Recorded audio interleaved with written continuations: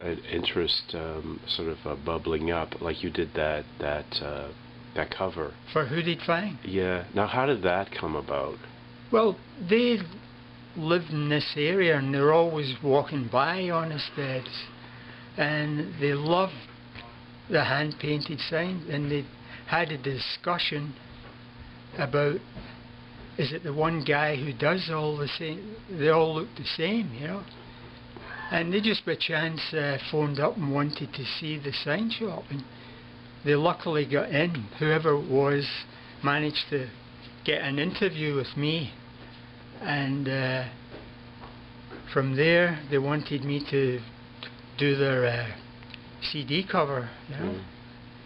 And now I'm meeting them again today to do their next one. Yeah, that's great. Showed me one of your first signs that you did here, your first month here. How, and I know that you started in Scotland and you already knew what you were doing, but how easy was that sign? The world's Honest Ed is the greatest show on earth. That was the sign that you did here in the first month.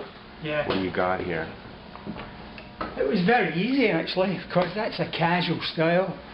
Basically, just get your letter height and rough it in with pencil, and the layout was there, and then just a large brush, one stroke, finished off, and basically that's it. I didn't apprentice. You didn't apprentice here, okay. No. You were already... Yeah, in Scotland. You arrived already fully developed. Yeah. So tell me a little bit about the old guys, you know, in that sign shop. You know, what was the culture like in there? There were sign painters had a reputation of being drunks.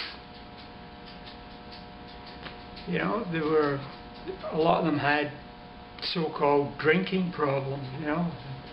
It was quite a unique sort of environment, you know.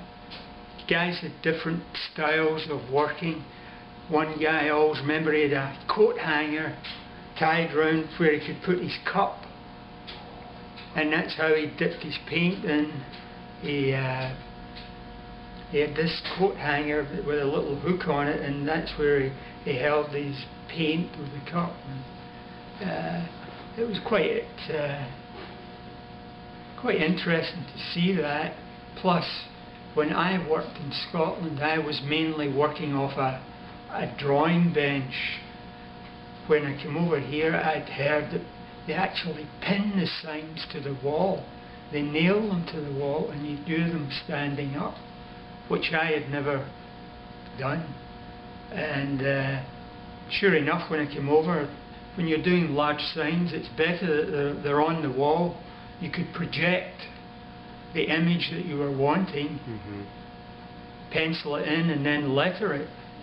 You know, if that was a large banner or billboard sign, you know. Yeah. Wow. Love that. What is this, an interview? Yeah. Show card. Yeah. Yeah. Yeah. This one's yours, is it not? Yeah, it is, yeah. Huh? The beauty. Yeah, What?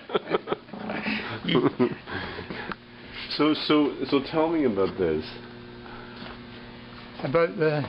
Yeah, about your technique. I mean, you know, I know that was yours. How do I know that was yours? Well, I guess there is a slight, you can tell just how your casual style is. Everyone has a casual style, but it's never two are the same. You can tell, you know, everyone has their own certain little idiosyncrasies about a certain thing. But there is a form of freehand style that you always stick to. You know, the basic. In Scotland you'd call it slash. You know, you slashed it out.